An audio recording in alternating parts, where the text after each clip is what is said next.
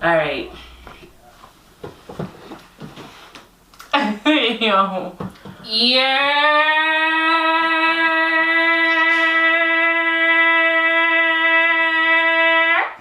Welcome to Mind Over Matter. I have two very special guests with me today. They're over here dying because of the intro. But I'll let them, I will introduce them and then they could introduce themselves. I have GIANNA and YVANA from DearAmerica.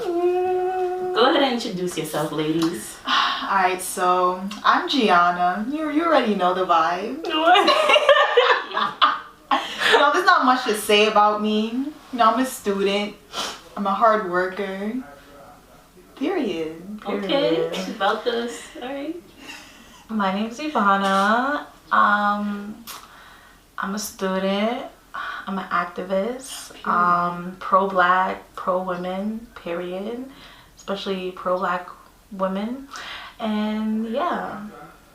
Period. Yeah. So I actually went to middle school with these two girls and these two young women, excuse me.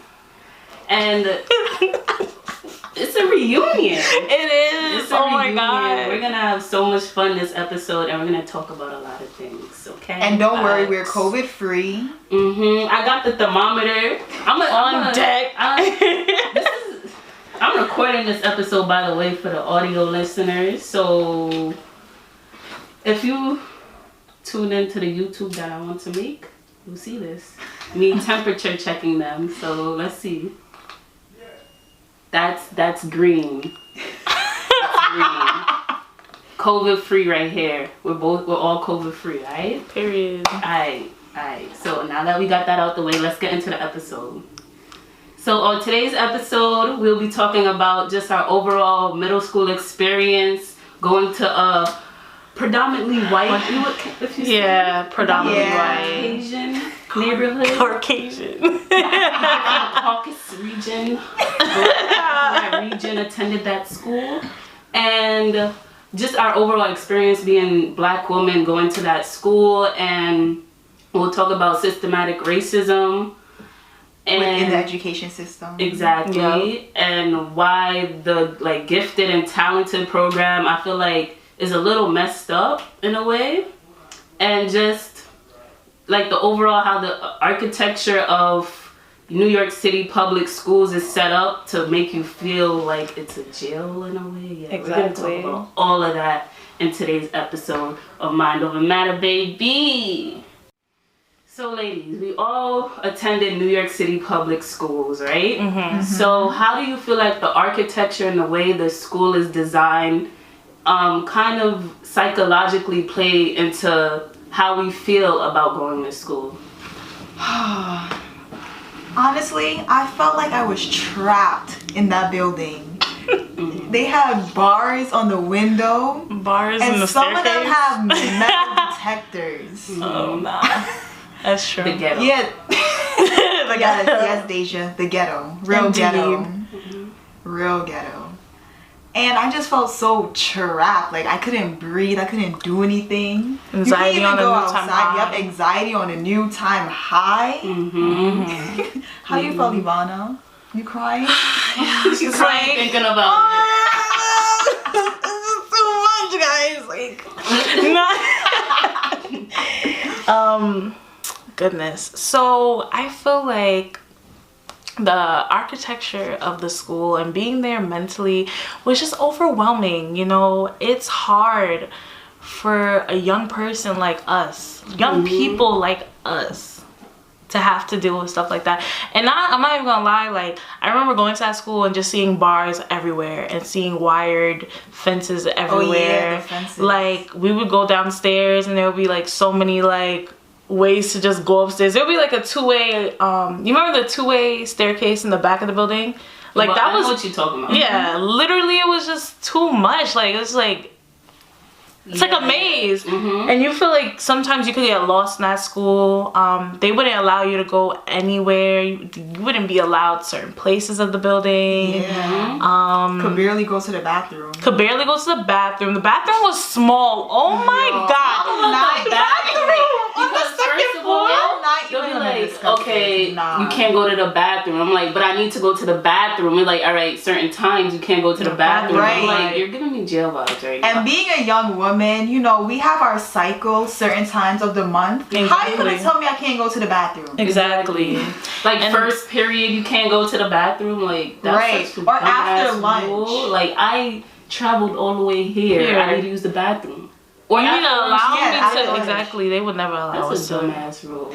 They would- Anyway, some of us even will still leave the room. thinking about like going through the metal detectors in the high schools, and it's like, you see NYPD, like people inside with the like schools.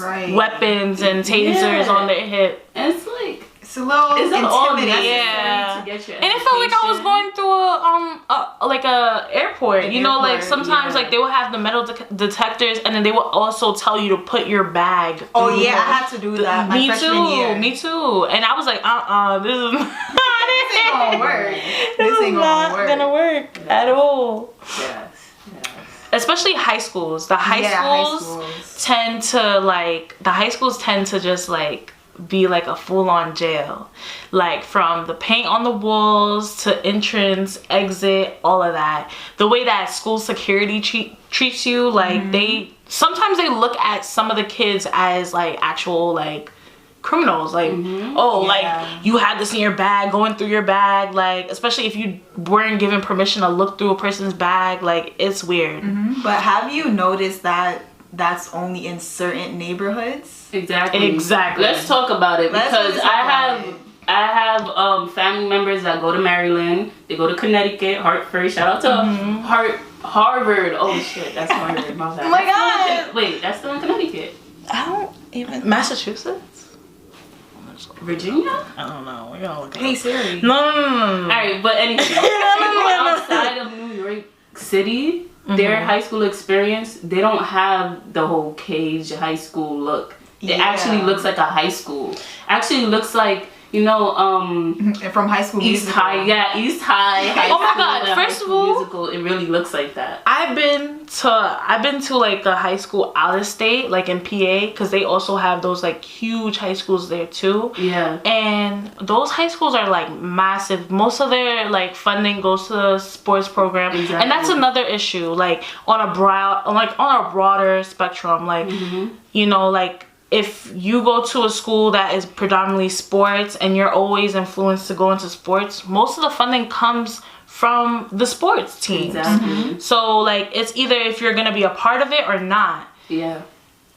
And it's like even when I bring when my cousins from Maryland or out of state would come, I'm like, oh, that's my high school. Like, high school? Like, that's a high school? It's Massachusetts. Sorry.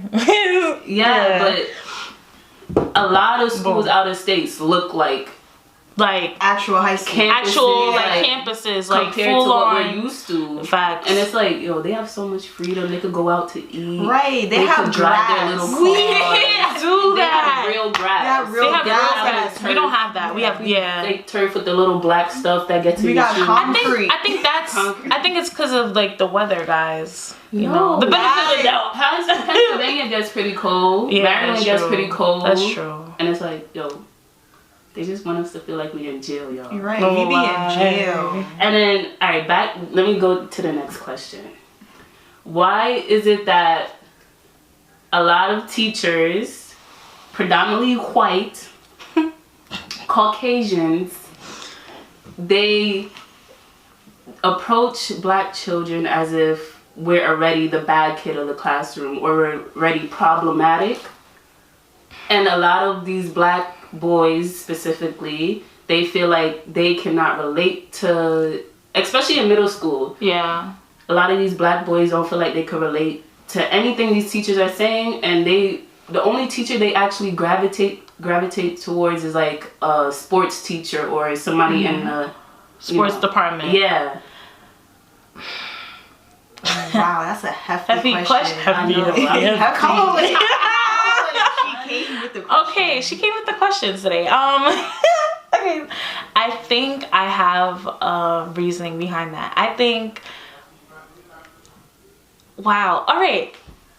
Some teachers, some female Caucasian teachers that we went to school with, or who taught us in middle school, high school, even in high school too, like same thing. I think most of them automatically have an initial idea of who is going to be bad and who is going to be good. And that's something that is very humane for anybody to have, because we all have that initial notion like, oh, that person's going to do me wrong, or that person's going to do this or that or the third to me, or whatever the case may be. That's just something that we all have within us. We always make an idea in our mind of like what's gonna happen, assumption, like, or a stereotype, or just moving on a stereotype. So sometimes teachers always have the idea that, oh, the bad kid is gonna be the boy or a girl that has too much personality and can't just submit to the teacher. You know what I mean? So when boys go to gym class or they go to try out for a sport and they have a good connection with their coach, it's like a different experience, and that's somebody that starts to become somebody that they're comfortable talking to. You know, I've just seen that example like too many times. So exactly. You have anything to say? You got anything to say, Gianna? She said everything I was thinking, basically. Really? Because it's true. No, because it's true. Like, they have this stereotype of black students. That's just true. what it is in society. Honestly, and it's not right. Go ahead. I think it comes from films and a lot of like entertainment and media. That's why I think they always have like this notion, or even for past experiences, they like to make it, a lot of people love to generalize. That is something that us as human beings do, like, and we don't even do it on purpose. It's more of passive. It's like, oh, like, okay, like, I already know the black boy in the class is gonna be, oh, Latrell is gonna be the bad boy. Like, what? Like, exactly. You don't even know him. Like, get to know him and then understand like where he's coming from. Exactly. And sometimes teachers, and this is New York, this is a fast city, so people are not here to like get to know you and get comfortable with you. That's never gonna happen in New York City. But since it's such a fast city and whatnot, they're gonna just have the notion and just go on about their day and just be comfortable with it. Yeah, and I noticed that some teachers, especially from our school, they are from certain neighborhoods where there aren't a lot of black people. Or even in that neighborhood. Yeah, in that neighborhood too. Yeah. So, of course, they're going to see all of that in media. So when they start teaching a class, now they have this negative stereotype of the black student. Exactly. And then it's like, you know, like when you're in a relationship and you're like accusing your spouse of cheating so much, and then it's like, I might as well do it. You know what I mean? Because you don't even trust me anymore, and you're putting that kind of assumption on me. Now and I'm gonna be now it is what it is. I'm gonna you be already crazy. treating me like I'm the worst in the class. I'm gonna show you what a real bad class looks like. Exactly, and we did.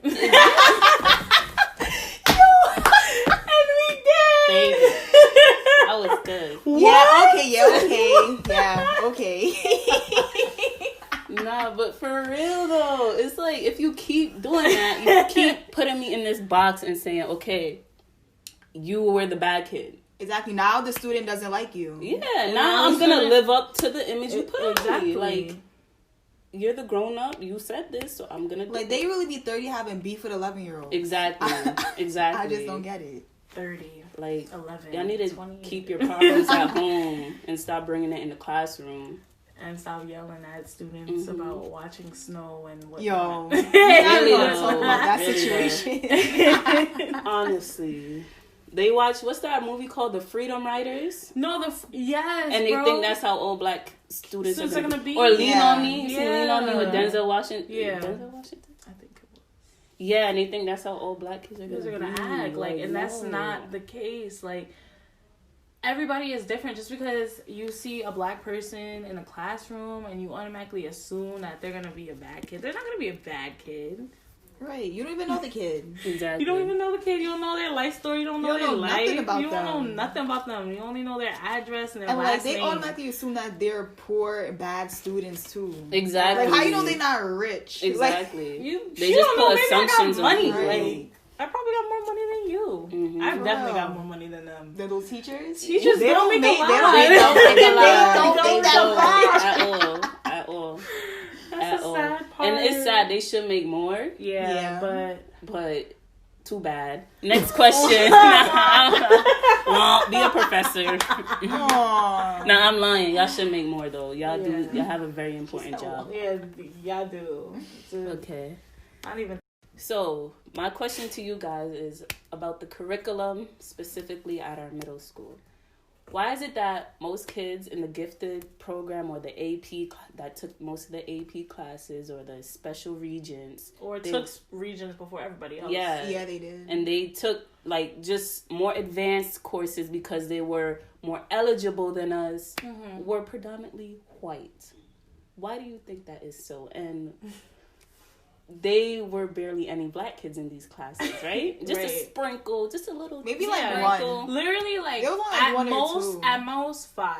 At most 5. At one point, Yeah. At But most out at of one like point. out of like 25 kids, come on. Yeah, that's Yeah, and that's then like 1%. and then when you look at the basic classes, the 03s and 04s, they split it in the 01s and 02s is the good classes. 03s and 04s is the Bad classes. Yeah, they label them as bad classes. You know what's funny? We'll leave that then. Continue. Yeah, and then these classes are, colored children. Black children, brown children. Yeah. So why do you think this is so? Honestly, I actually don't know because I was placed in the 03 and 04 classes, but I noticed that a lot of us, we could have been placed in the higher classes too because we did very well in school, honor roll. And I actually had that question before too. Going to school, they're like, wow, why can't I be in a higher class? You see me doing all of this work, I'm excelling in school. Why are you holding me back? Why can't I take my regent early also? It's clear that I understand the coursework and everything. Exactly. So what's the problem? I just don't understand. And that's a really good question that I've had for a very long time too. Like, why do you hold certain students back but push the other students forward? You just gave me an idea. I think all right, you go first. I think it has to do with behavior and also how we excel in education. But I was very well I behaved. know, Gianna. That's why I agree with you. Like, I'm not against you. Like, I'm not against y'all. I know. I understand what y'all saying, and I agree with y'all 100% because at one point it was somebody also told, like, when because I remember in 7th grade I went from 04 to 03. Feel me? They still kept me in that range, and it's funny because it was like, damn. That's how it go. And it was just crazy to me because I remember when I got changed to 03, I was like, why did I get changed to 03? I failed like most of my classes when in 7th grade. I'm not even gonna lie. I'll be honest. And somebody came to me and was like, oh, well, they took you out that class because they didn't want you in that class with somebody else. So they pick and choose who gets to go into certain classes. Definitely. And not only that, it also has to do with where they really want you.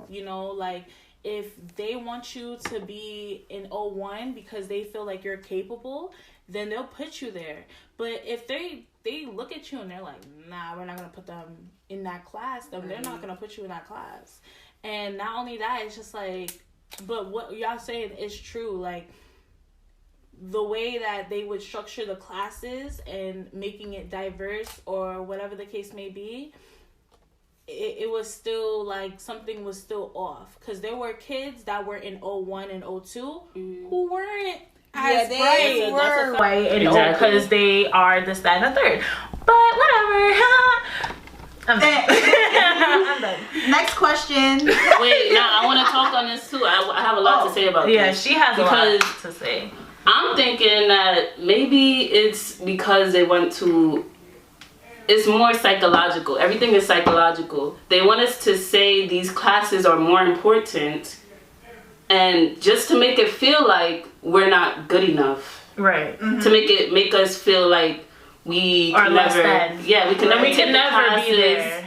They're taking because they're in this class, and this class is better than you guys. So you guys have to humble yourself and take these basic courses because this is all you can take. This is all you're capable of. But who is to say that I could be better? Yeah, I could excel so much more. And you're putting these labels on these classes: gifted and talented program, AP courses, putting all these labels on these classes, trying to make it seem like these kids are higher than us, when in reality is really we could all be taking these same classes. Yeah, all together. Exactly. Right.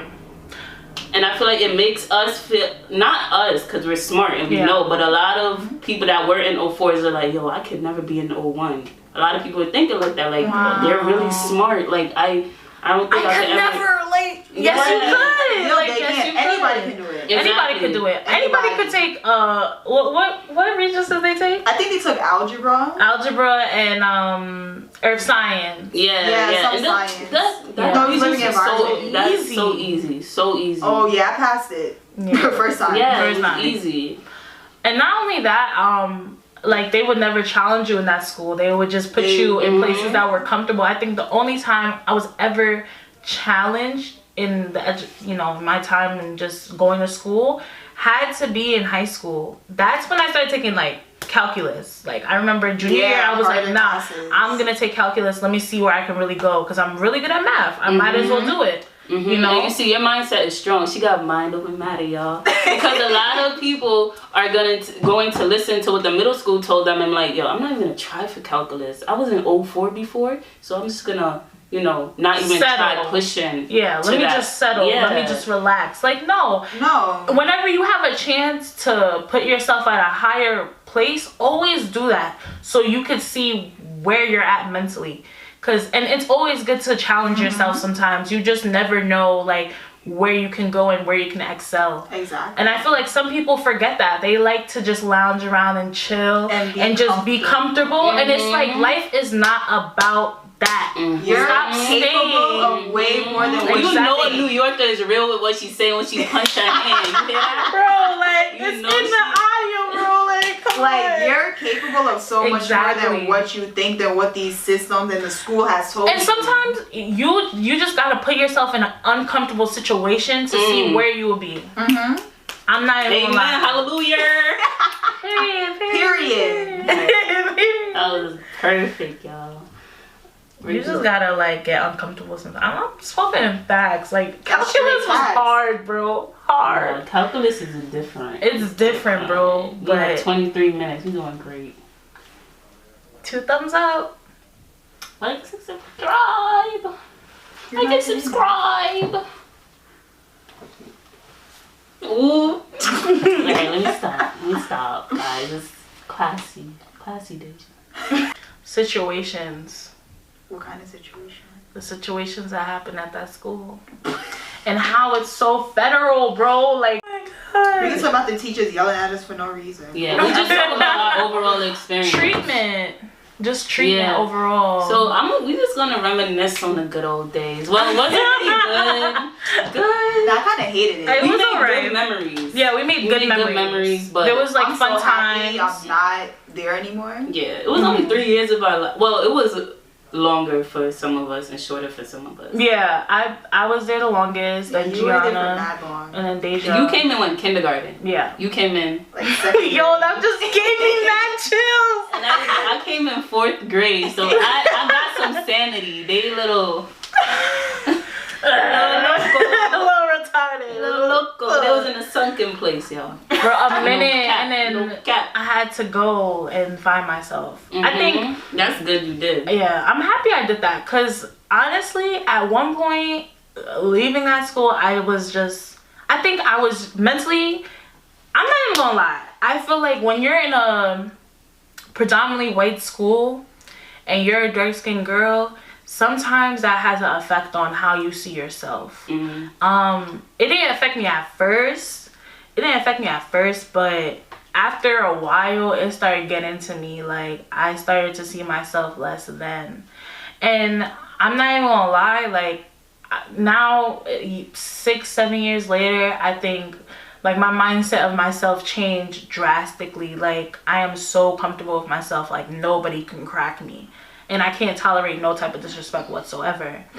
So when I was in that school, it was just different. Like, a lot of people didn't look like me, and I remember at a certain point I wanted a black female teacher. There was, I think it was like 2nd grade or 1st grade, there was a black female teacher. I don't know her name because I didn't have her, but when I saw other people had her, I was like, oh my god, how is she? Like, is she a great teacher? It was like those type of rare occasions. And then we had Miss Corbin. Yeah. And she was Corbett. Miss Corbin. That's the one. That's the one I was be spitting. Yeah. Oh. I thought her name was Corbett. It was Corbin. Corbin. All right, go. I'll be like, hi, Miss Corbin. She was spitting at everybody's face, like, oh no. Yo, you know what she told me? What? I told her I'll give her the homework tomorrow because I didn't have it. She said tomorrow's not promised to no one. I'm like, damn. Whoa. That's what I'm saying. These black teachers be putting it on, like, they be telling you the truth. I was like, yo, I don't know what that means, but like, I get it, and I'm sad now. You know? Okay, you're right. I remember that. Like, I would have been like, you're right, but now she was always really nice to me. not the time. She was mean sometimes, but she was nice to me. Yeah, but when she said that, I just started thinking about everything. Just think about your life. But that's what black teachers do. They make you think about life. They really do. And I think the first time I had, besides her, I think the first time I had a black teacher that really touched me was my 9th grade English teacher. He hit me hard. But he introduced me to like black culture in America. Like, that's when I really like understood some parts of just being black. Oh my god, Mr. Ali. I miss you so much. Oh my god. But yeah, there you go. Yeah. Honestly, but yeah, my experience in this school, I hated it. The kids didn't even talk to me. Oh yeah, the food too. The food. Terrible. Sometimes it was terrible. That jail food. I told you, stop lying. When I met you, when I met you, I started talking to you. Gianna's capping bad, bro. She's capping. You're capping. Alright, but besides y'all, who really talked to me? That's why I used to joke around and say you're ghost, because you were just quiet. You're exactly. But you still have people that go. You still have people that talk to you. Because you wouldn't talk to nobody, bro. Because y'all would, not y'all, but like, let's be real, the students were mad mean for no reason. Yeah. No, but it's middle school. Yeah. Okay, but I was raised nicely. Okay, my mom taught me the right way. To be nice. And those kids were mean as hell. Yeah. I mean, America's mean as hell. It was getting prepared for the real world. Yo, you get out there, you're like, oh damn, they was right. They was right. No, for real though. Not for real. Like, I understand really like you're saying. I think it thickened like a lot of people's skin real quick. For a fact. I mean, but I always had thick skin though. Yeah. But like, damn. I just ain't mess with those kids. They was just some of them was just no good. They were no good. But the thing is, I understood that, yo, I have to be here for a certain amount of time, a certain amount of hours, for 5 times a week, so I might as well try to, chat it up. Yeah, get to know who's around me. Yeah. Listen, I did what I had to do and got the hell out. That's a smart way of thinking. Yeah. Oh, let's talk about that, how they want to kill our just child happiness. Like, they want to make us feel like them. Oh yeah. You know what I mean? Oh, you talking about the situation with the snow? Alright, so let's start it off. One day it was snowing, and it was like, like that type of October snow or November snow where we haven't seen it all year. We're like, oh my god, we're kids. Exactly. All happy. So snow is exciting when you're a kid, regardless of what age, We run to the window. We're like, oh my god, it's snowing! And this bitch, Miss Dina Talley. Damn, you savage. Over it. She's like, go back to your seat. What are you doing? And I'm like, yo, looking back at it, we just gotta laugh. kids, and she was really mad that we were happy. That was it. Why are you mad? I think a lot of she people... was taking her anger out on us. Yeah, that was...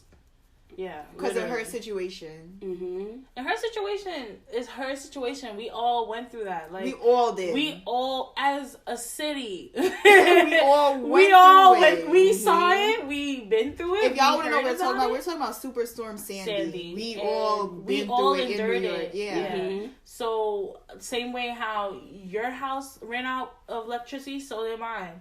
Mm-hmm. You were scared of flooding, so was I. Like, that is just something that we all could relate to. Mm-hmm. You don't see us here yelling about and getting mad. And taking our anger out on other people. Right. Like, exactly.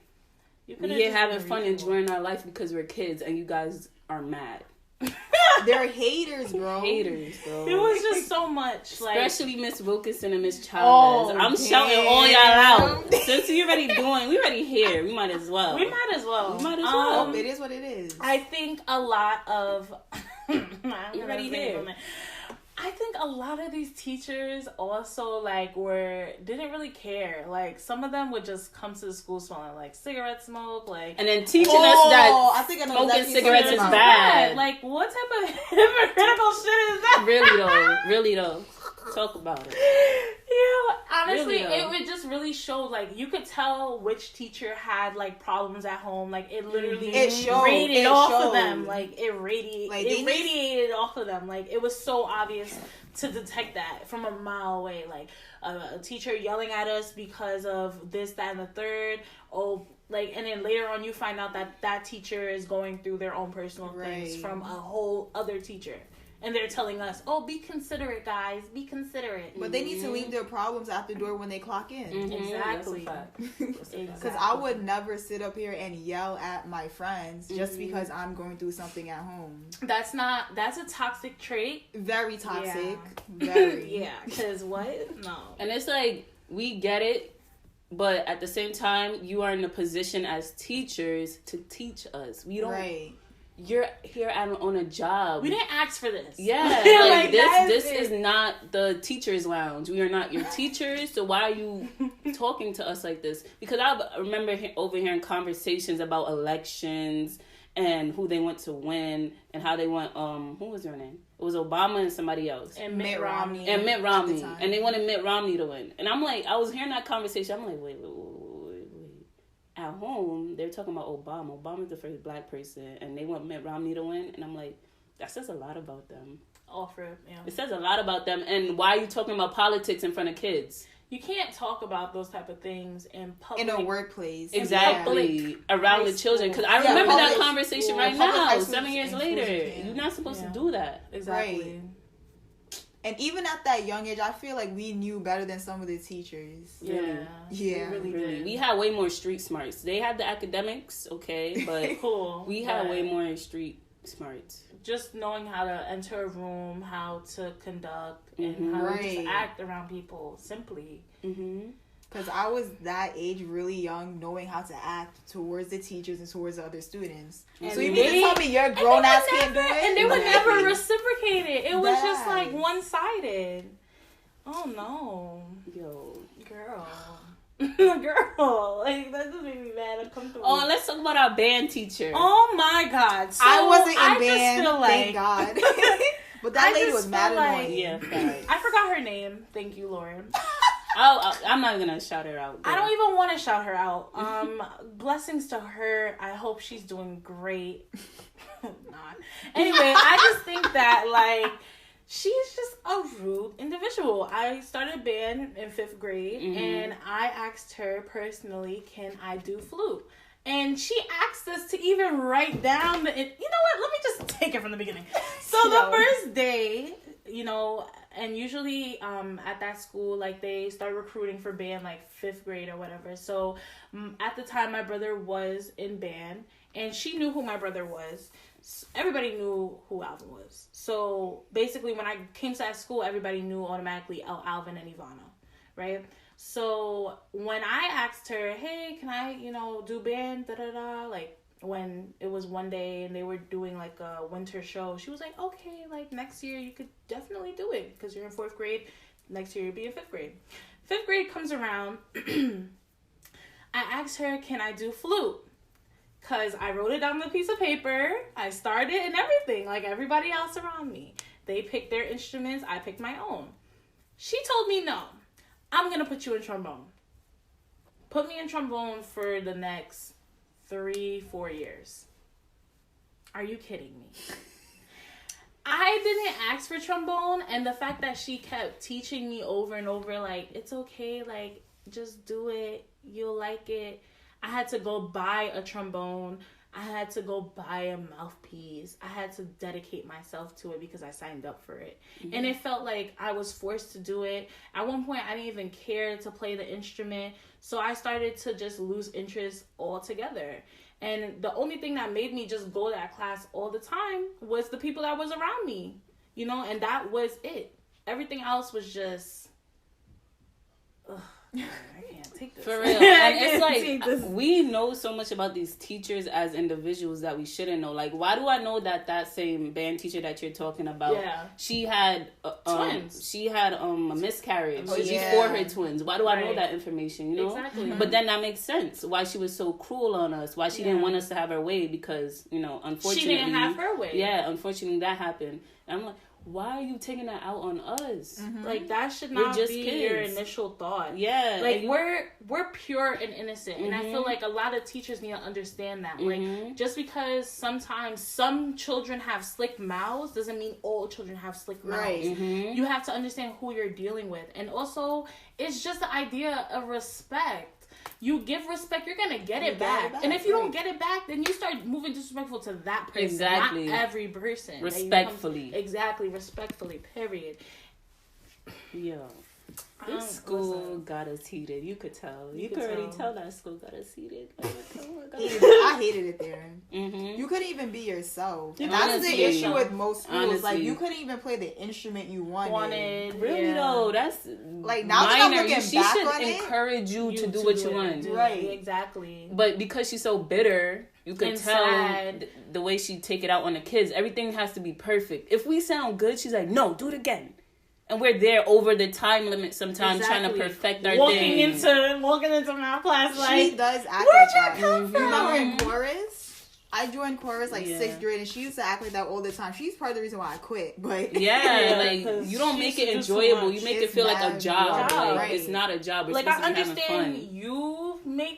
You have this as a job, but sweetie, this is not my job. Like, I came here for free. I came here. I walked here. I'm not gonna take your disrespect. Really though, like this is something that is mandatory, but this right here, your disrespect is not mandatory. Mm-hmm. So, and I wish I got a flute solo, but whatever.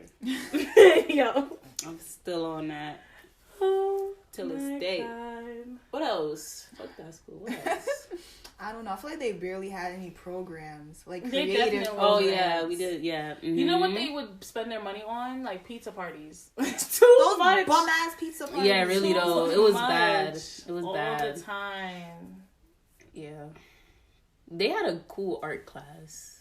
But that's about it. That was it. I mean, I'm not gonna lie. That lady used to get me tight. She used to ask for too much. She used to be like, oh, guys, let's do... You remember how we did that project in, like, 4th grade about Tim Burton's... I don't remember that. She made me hate that film. Watching it over and over and over and over. I hated drawing at one point in my life because of this lady, bro. I hated art because of her. Now, anyone who knows me knows, like, I like drawing. Gianna drew DearAmerica's Oh, yeah, I drew the logo. Oh, you did? So, yeah, I drew the logo. So, my thing is like... How an art teacher make me hate art? It's okay.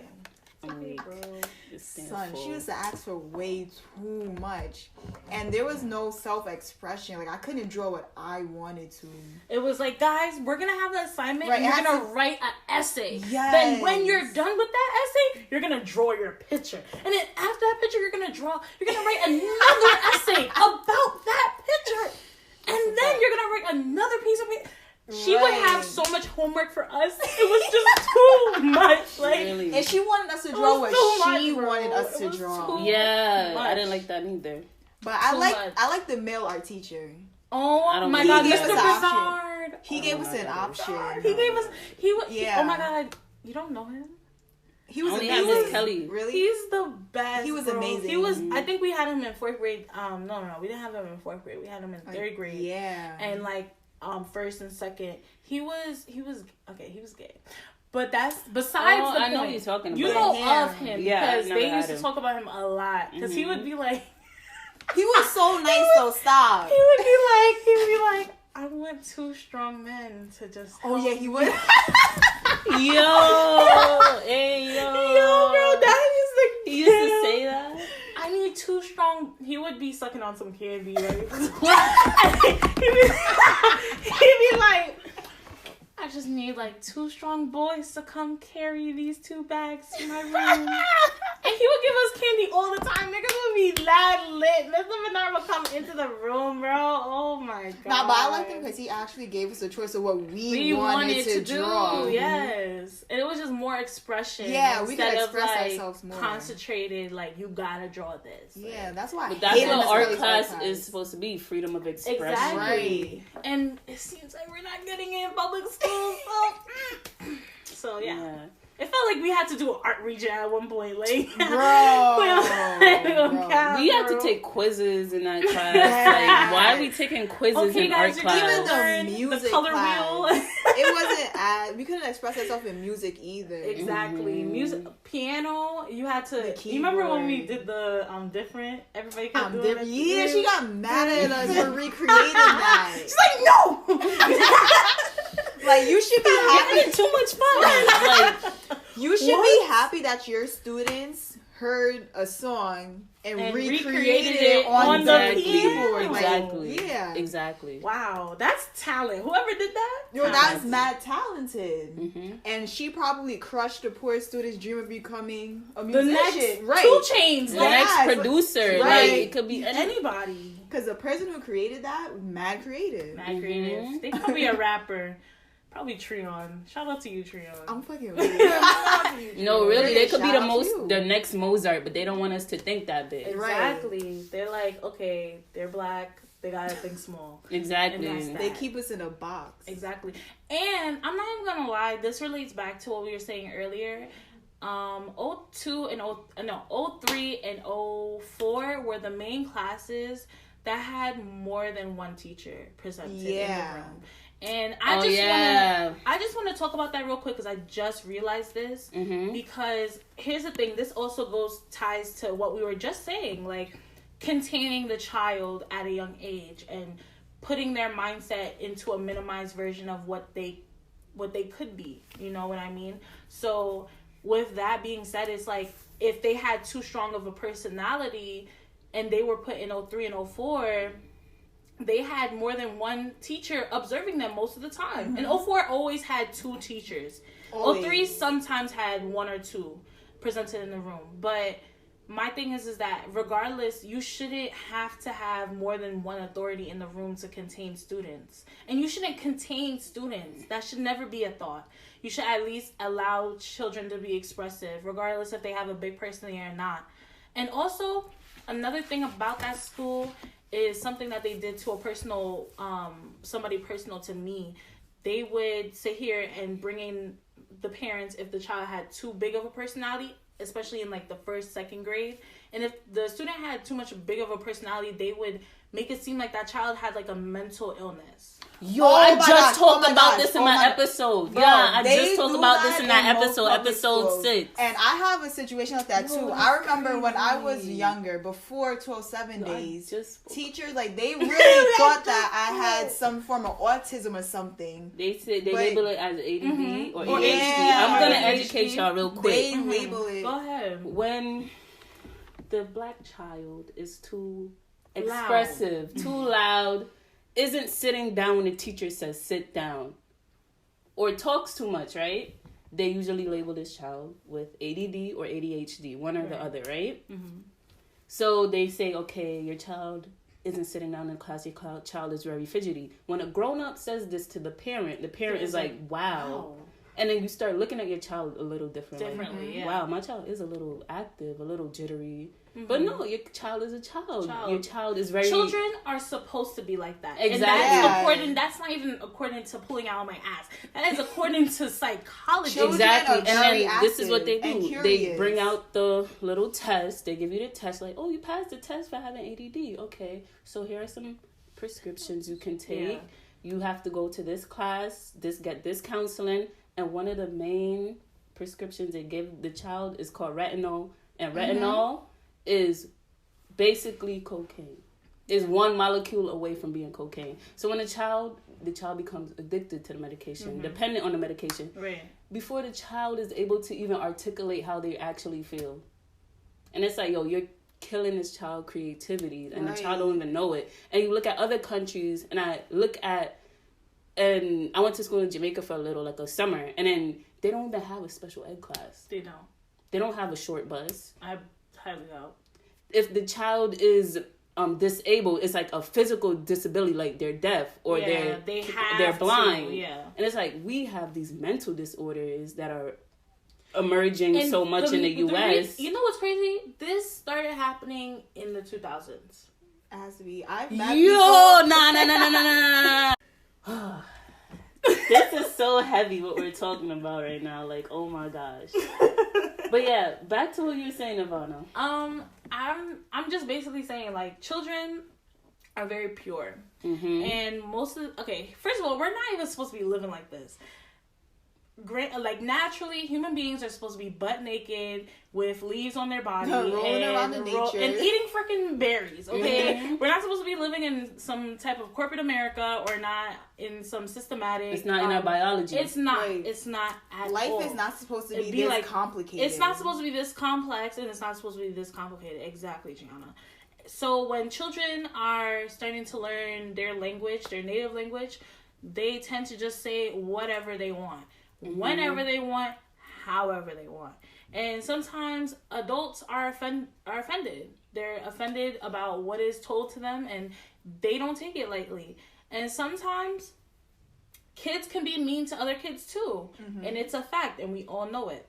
But my thing is that I think some people need to understand that it's not right for children to take something that is as high as a dosage or even as strong as a medication like that, because if you're almost putting a child through like a cocaine phase, like you're just drugging them up. Exactly, you're drugging them up just for them to maintain focus and for them to sit down and be able to submit to a teacher and a higher authority. If you can't, like, sometimes it doesn't even have to be that extended. You could just sit down with your child and be like, listen, Gianna, say Gianna, you just gotta relax. Yeah, talk to your kids. They're real people. Honey, you're just there for a couple hours, and if you want to leave, go to the main office and call me.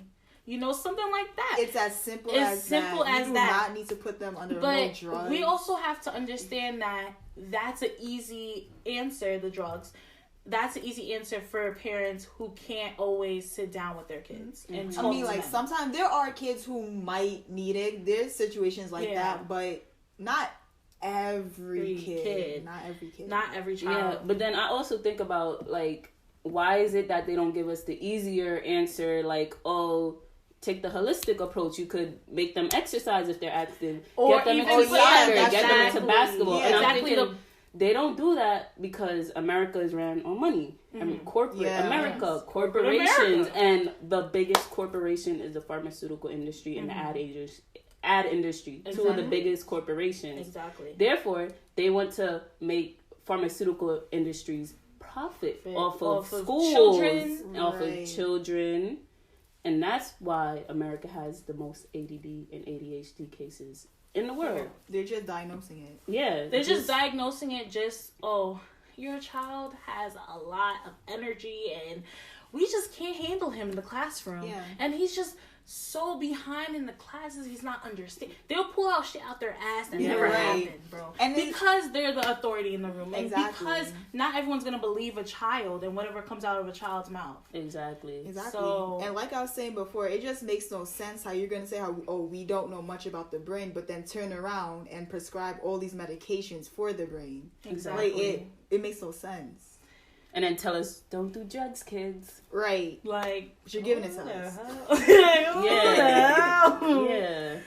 Oh my God, this is making me giving me goosebumps. All right, I'm gonna end it there. I'm sorry it's on a sad note, but we have fun. I hope you guys enjoyed this episode. We spoke about everything from systematic racism in public schools in New York City. We spoke about the architecture and how schools in New York City are basically jail. Literally Basically. jail. From the food to the chalkboards, everything. Gates closing and opening. Yeah. But I hope you enjoyed this episode. And yeah. My name is Gianna, if you guys didn't know that. Oh my God.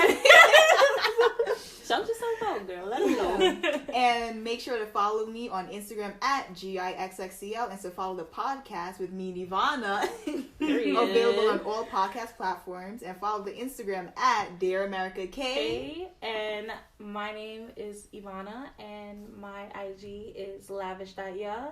Thank you guys so much for having me, and Gianna, thank you so much, Deja, for giving us our platform to talk about stuff that are important. Of course. Had mad fun. Of course. Mad big fun. DearAmerica, big Mind Over Matter collab, period. And this is not the last. It's not the last. We'll be back. So, signing off. It's Mind Over Matter, baby.